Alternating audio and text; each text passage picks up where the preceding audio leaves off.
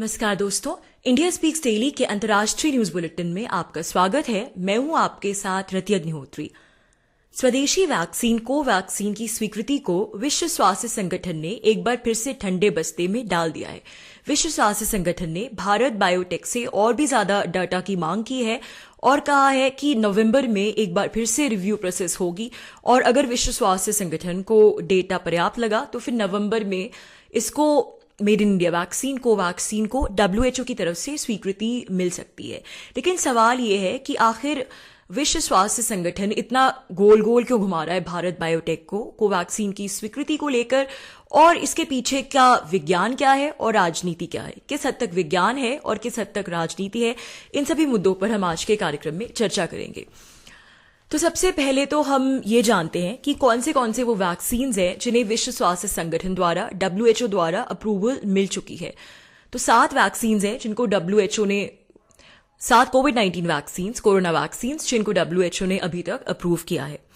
Moderna, Pfizer biotech, Johnson and Johnson, Oxford AstraZeneca, serum institute of India का Covishield जो कि Johnson and Johnson जो कि AstraZeneca का वेरिएंट है जैसा कि हम जानते हैं, और सिनोफार्म और सिनोवैक, ये दोनों चाइनीज वैक्सीन्स हैं। तो इन 7 वैक्सीन्स को मंजूरी मिली है WHO की तरफ से, विश्व स्वास्थ्य संगठन की तरफ से।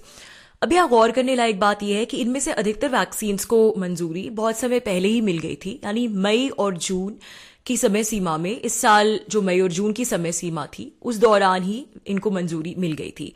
लेकिन कोवैक्सीन के साथ बहुत ही ज्यादा एक अलग ही प्रकार का व्यवहार हुआ, क्योंकि कोवैक्सीन ने सबसे पहले तो अप्रैल में अपना जो डेटा है वो सब सबमिट किया और अप्रैल से लेकर फिर जुलाई हो गया। जुलाई 6 को, या फिर एग्जैक्ट तारीख तो मुझे याद नहीं है, बट जुलाई के महीने की शुरुआत में ही विश्व स्वास्थ्य संगठन ने कोवैक्सीन की एप्लीकेशन को मंजूरी दी कि हाँ, हम तुम्हारी इस एप्लीकेशन को रिव्यू करने के लिए तैयार हैं। और फिर सिलसिला शुरू हुआ कि विश्व स्वास्थ्य संगठन ने बार बार कोवैक्सीन से नया डेटा मांगा कि तुम्हारा डेटा इनसफिशिएंट है, हमें और डेटा चाहिए, और कोवैक्सीन ने टाइम पे डेटा सप्लाई किया।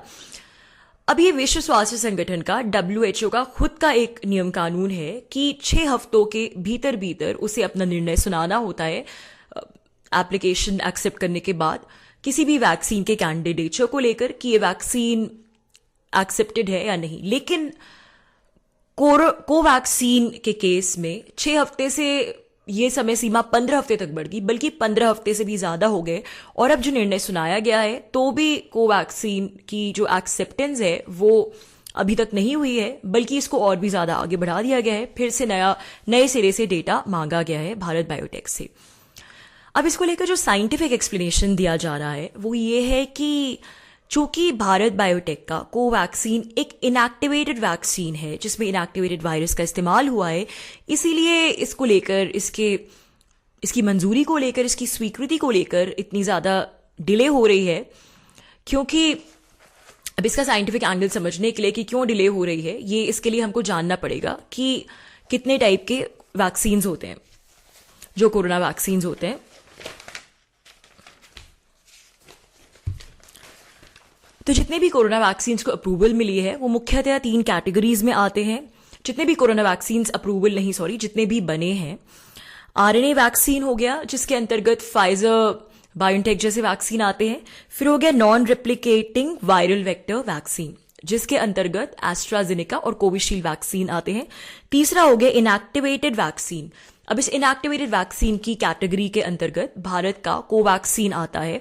और अब इसलिए मैं बताऊंगी कि क्यों आखिर ये कहा जा रहा है कि कोवैक्सीन चूंकि इनएक्टिवेटेड वैक्सीन है इसलिए इसकी स्वीकृति में इतनी देर लग रही है। दरअसल इनएक्टिवेटेड वैक्सीन होता क्या है? इनएक्टिवेटेड वैक्सीन में जो वायरस होता है, यानी जो कोरोना वायरस होता है, उसी होल वायरस को इनएक्टिवेट करके, यानी उसे मार के उसका जो मरा हुआ अंश है होल वायरस का, वो व्यक्ति की बॉडी में सेल्स में वैक्सीन के तौर पर इंजेक्ट कर दिया जाता है।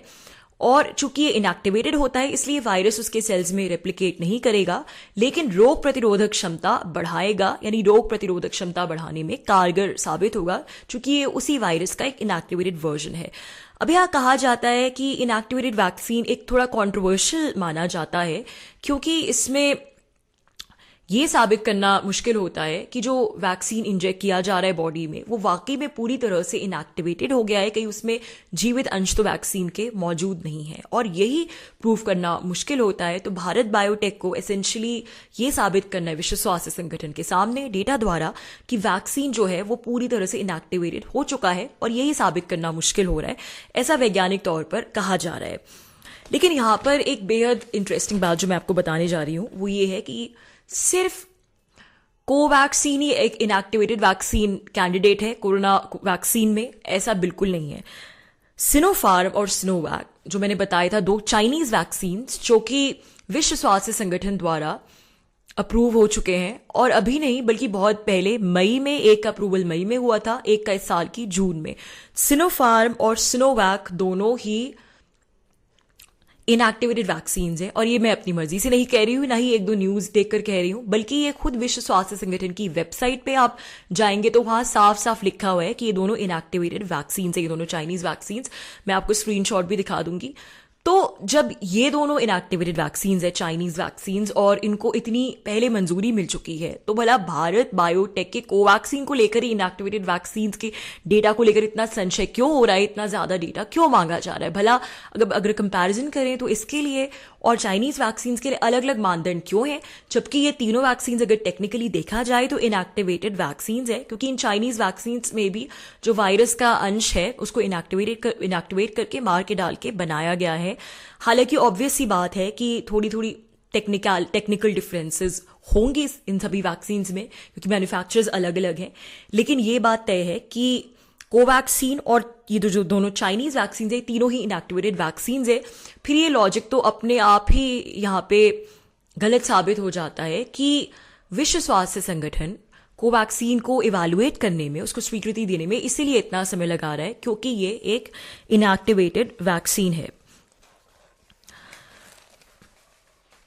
अब इसके अलावा हम आते हैं उन देशों पर जिन देशों ने कोवैक्सीन को अप्रूव किया है। तो 10 देश हैं जिन्होंने कोवैक्सीन को अब तक अप्रूव किया है। Mauritius, Oman, Philippines, Nepal, Mexico, Iran, Sri Lanka, Greece, Estonia और जिम्बाब्वे। और भी देश होंगे, लेकिन कम से कम ये 10 नाम ऐसे हैं जो मुझे मीडिया में दिख रहे हैं और जिन 10 देशों ने कोवैक्सीन को भारत बायोटेक के अप्रूव किया है, मंजूरी दी है। और जैसा कि आप देख सकते हैं, एस्टोनिया और ग्रीस इसमें से 2 यूरोपीय देश भी हैं। और भारत में कितने ही लोगों को कोवैक्सीन लग चुका है, और विश्व के ऐसे और भी कई देश हैं जहां पर लोगों को कोवैक्सीन की डोजेस दी जा चुकी हैं। तो अब ऐसे भी ये सवाल उठता है कि विश्व स्वास्थ्य संगठन जो कोवैक्सीन को स्वीकृति देने से आनाकानी कर रहा है, उसका आखिर मानदंड क्या है? फिर कोवैक्सीन की बात छोड़िए, किसी भी वैक्सीन को स्वीकृति देने में विश्व स्वास्थ्य संगठन का क्या मानदंड है? क्या कोई ट्रांसपेरेंट मानदंड है भी या नहीं? तो यहां ये बात है कि विश्व स्वास्थ्य संगठन का, WHO का कोई भी ट्रांसपेरेंट मैकेनिज्म नहीं है कि कोई ऐसा हो कि आप उनकी वेबसाइट पे लिखा हो जाके पढ़ सके कि ये पैरामीटर्स हैं और इनका हम इवैल्यूएशन करेंगे और इन पैरामीटर्स के आधार पर हम किसी भी कोरोना वैक्सीन को स्वीकृति देंगे या नहीं देंगे। क्योंकि लोगों को, जनता को जानने का अधिकार होता है। जब कोरोना वैक्सीन की बात है, सवाल है, तो आखिर इतना बड़ा स्वास्थ्य संगठन किस आधार पर किसी वैक्सीन को एक्सेप्ट कर रहा है, रिजेक्ट कर रहा है, लोगों को जानने का अधिकार होता है। लेकिन अक्सर हमने विरोधाभास देखा है कि जहां तक मीडिया की बात आती है तो ऐसे केसेस में मीडिया भी साइंटिफिक इन्फॉर्मेशन नहीं देता, चाहे वो भारतीय मीडिया हो या फिर वेस्टर्न मीडिया हो, बल्कि तमाम तरीके की कंट्रोवर्सीज क्रिएट करके इधर उधर की इन्फॉर्मेशन देके भ्रम की स्थिति उत्पन्न करता है। लेकिन ये वैक्सीन किस प्रकार के हैं और ये जो मैं बात बता रही हूँ इनएक्टिवेटेड वैक्सीन की, ये सब साइंटिफिक इन्फॉर्मेशन मीडिया जनरली आमतौर पर नहीं देता, इससे बच जाता है। तो विश्व स्वास्थ्य संगठन का क्राइटेरिया बहुत ओपेक है, यानी कि एक जिसे कहते हैं कि बहुत ही सीक्रेसी है क्राइटेरिया में। उनका कोई भी निष्पक्ष ऐसा क्राइटेरिया नहीं दिखाई देता जिसके आधार पर किसी वैक्सीन को मंजूरी मिले, स्वीकृति मिले। नहीं तो जिस वैक्सीन को इतने देशों में मंजूरी मिल चुकी है और जिस वैक्सीन को इतनी की इतनी डोजेज भारतीयों को दी जा चुकी हैं और भी दूसरे देशों के लोगों को दी जा चुकी हैं, और जब तक कोई साइड इफेक्ट्स अभी तक नहीं हुए, ऐसे इसकी एफिकेसी भी अच्छी साबित हो रही है, तो आखिर ये एक क्राइटेरिया क्यों नहीं है किसी भी वैक्सीन को मंजूरी देने में कि जब उस वैक्सीन को एक रियल टाइम पे, और ये क्लिनिकल ट्रायल्स की बात नहीं हो रही, रियल टाइम डेटा है ये कि रियल टाइम पे रियलिटी में इसको इतने लोगों को एडमिनिस्टर कर दिया गया है, तो ये रियल टाइम डेटा आखिर क्राइटेरिया क्यों नहीं बनाता?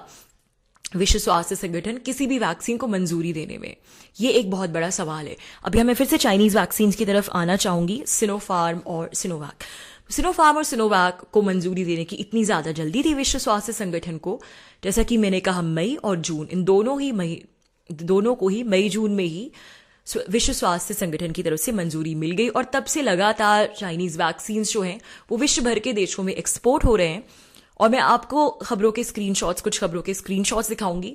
जब से इनको स्वीकृति मिली है तब से लेकर आज तक पूरे तमाम मीडिया में, चाहे वो भारतीय मीडिया हो या अंतर्राष्ट्रीय मीडिया, इस प्रकार की खबरें आ रही हैं लगातार कि किस प्रकार से चाइनीज वैक्सीन की एफिकेसी पर डाउट्स हो रहे हैं। यहां तक कि जिन देशों ने इनको एक्सपोर्ट कर लिया एक बार, वो फिर से इनको एक्सपोर्ट करने में, इनको एडमिनिस्टर करने से हिचक रहे हैं, क्योंकि इनको लेकर तमाम तरीके की बातें सामने आ रही हैं। और कई जगह तो ये भी स्टडीज हुई हैं कि ये वैक्सीन जहां पर लगाए गए हैं वहां पे कोरोना के केसेस घटने की बजाय और भी ज्यादा बढ़ गए हैं, और भी अधिक संख्या में, और भी अधिक तादाद में उन देशों में कोरोना केसेस हमें देखने को मिले हैं। तो ये तो रही चाइनीज वैक्सीन की बात, सिनोफार्म और सिनोवैक। और जैसा कि मैंने कहा कि ये न्यूज हमें आज तक देखने को मिल रही है। तो अब सवाल ये उठता है कि विश्व स्वास्थ्य संगठन जैसा ऑर्गेनाइजेशन जिसके जो मानदंड है वो Covaxin, made in India vaccine, Covaxin के लिए तो इतने ज्यादा स्ट्रिंजेंट है कि बार बार डेटा मांग रहा है, ये मांग रहा है, वो मांग रहा है। लेकिन ये जो चीनी वैक्सीन है जो इतने संशय के घेरे में है, जिनको लेकर इतने सवाल खड़े हो गए हैं, तो इनको अगर एक बार स्वीकृति दे दी तो आखिर क्यों इन मीडिया रिपोर्ट्स पर ध्यान देके, जो बातें सामने आ रही, जो केसेस सामने आ रहे, उन पर ध्यान देके इसकी स्वीकृति को रिव्यू आखिर क्यों नहीं किया जा रहा, जबकि कोवैक्सीन जैसे वैक्सीन को स्वीकृति ही नहीं दे रहा, मंजूरी ही नहीं दे रहा WHO। अब चाइनीज वैक्सीन से हम दूसरे वैक्सीन पर आते हैं, जॉनसन एंड जॉनसन वैक्सीन और जो दूसरे वैक्सीन है Johnson and Johnson, for example Johnson and Johnson को लेकर तो कितने ज्यादा केसेस सामने आ चुके हैं गंभीर साइड इफेक्ट्स के। यहां तक कि जॉनसन एंड जॉनसन को दक्षिण अफ्रीका ने प्रतिबंधित किया था, मेरे ख्याल में और भी देशों ने प्रतिबंधित किया था। इसको लेकर काफी कंट्रोवर्सी हुई थी। एस्ट्राजेनेका को लेकर भी आपको याद होगा कंट्रोवर्सी हुई थी, विवाद हुआ था। लेकिन विश्व स्वास्थ्य संगठन को इन वैक्सीन से कोई दिक्कत नहीं है। लेकिन भारत का जो एकमात्र स्वदेशी वैक्सीन है कोवैक्सीन, उससे न जाने विश्व स्वास्थ्य संगठन को क्या दिक्कत है कि इस प्रकार से गोलमोल करके उसकी अप्रूवल को आगे बढ़ाया जा रहा है।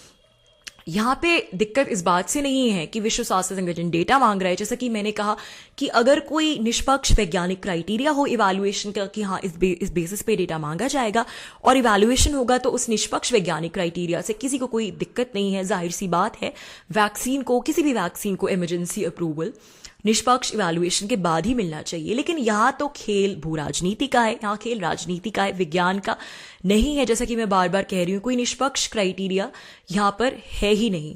आप अफ्रीकन देश ले लीजिए, आप दूसरे देश ले लीजिए, जो चीनी वैक्सीन है ये सिनोफार्म और सिनोवैक, ये बड़ी संख्या में पूरे विश्व में एक्सपोर्ट हुए हैं।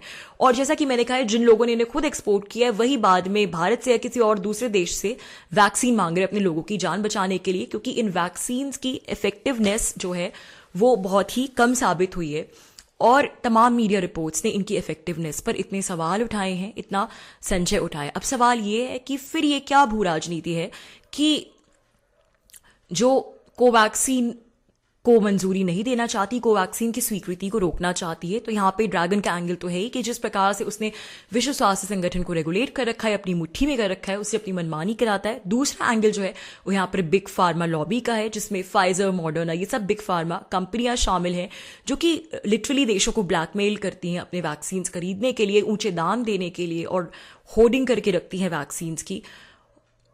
और अब जाहिर सी बात है कि कोवैक्सीन को अगर स्वीकृति मिलेगी तो फिर कोवैक्सीन अपने वैक्सीन को फिर दूसरे देशों में बहुत ही बड़ी संख्या में एक्सपोर्ट कर पाएगा। और चूंकि कोवैक्सीन के दाम बहुत कम है तो ये फाइजर और मॉडर्ना उस मुकाबले इससे कंपीट नहीं कर सकते, और इफेक्टिव भी बहुत है कोवैक्सीन। तो कोवैक्सीन को जब एक्सपोर्ट होगा बहुत बड़ी संख्या में, उसको अगर स्वीकृति मिल जाएगी तो इनका बाजार तो वहीं का वहीं ठप पड़ जाएगा। इसलिए अंतर्राष्ट्रीय फार्मा लॉबी की साजिश है। इस साजिश को काउंटर करने के लिए भारत को चाहिए कि विश्व स्वास्थ्य संगठन को अपने हाल पे छोड़े। विश्व स्वास्थ्य संगठन क्या करता है क्या नहीं करता है उससे भारत को इतना मतलब नहीं होना चाहिए, उसमें भी बोलना चाहिए। लेकिन यहाँ पे जरूरी है कि भारत अपनी डिप्लोमेसी के जरिए, जैसे कि इन 10 देशों के मैंने नाम बताए जिन्होंने कोवैक्सीन को स्वीकृति दे रखी है, वैसे ही भारत अपना डिप्लोमेटिक प्रेशर असर्ट करके और भी देशों से Covaxin, made in India vaccine को स्वीकृति दिलाए, मंजूरी दिलाए और अपने ही लेवल पे कोशिश करे कि कोवैक्सीन को दूसरे देशों में एक्सपोर्ट करना पड़े। क्योंकि जब भारत एक पैरेलल सिस्टम एग्जीक्यूट करेगा तो फिर विश्व स्वास्थ्य संगठन इसे चाहे मंजूरी दे या ना दे, उससे इतना फर्क नहीं पड़ेगा। तो दोस्तों, आज के लिए बस इतना ही। आपसे बहुत जल्द मुलाकात होगी कुछ नई खबरों के साथ। तब तक के लिए अनुमति दीजिए। नमस्कार।